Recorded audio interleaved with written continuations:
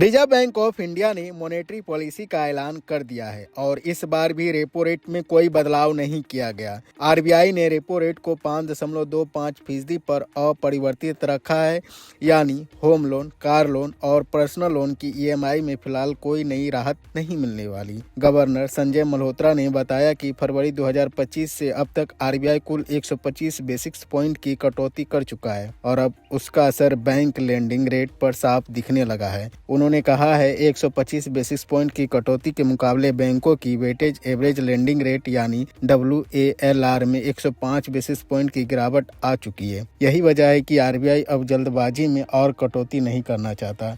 RBI ने MSF की दर 5.50% और STF की दर 5% पर स्थिर रखी है। इसका मतलब साफ है कि reserve bank of liquidity management पर ज़्यादा फोकस कर रहा है।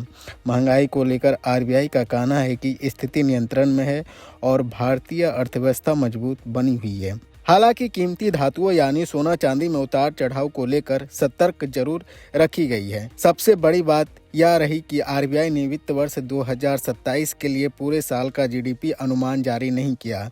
गवर्नर ने कहा कि नई जीडीपी सीरीज आने के बाद ही अप्रैल की मॉनेटरी पॉलिसी में पूरा अनुमान जारी किया जाएगा, लेकिन आरबीआई के नियर टर्म ग्रोथ फोरकास्ट बढ़ा दिया है। पहली तिमाही के लिए रियल जीडीपी ग्रोथ अनुमान 6.9% और दूसरी तिमाही के लिए 7% कर दिया है। वहीं आरबीआई ने ब्याज दरों को स्थिर रखते हुए यह संकेत दिया है अब आगे का फैसला महंगाई और ग्रोथ के आंकड़ों पर निर्भर करेगा। अब बाजार की नज़र अप्रैल वाली आरबीआई पॉलिसी पर नजर रहेगी, जहां जीडीपी अनुमान और आगे की रणनीति साफ हो सकती है।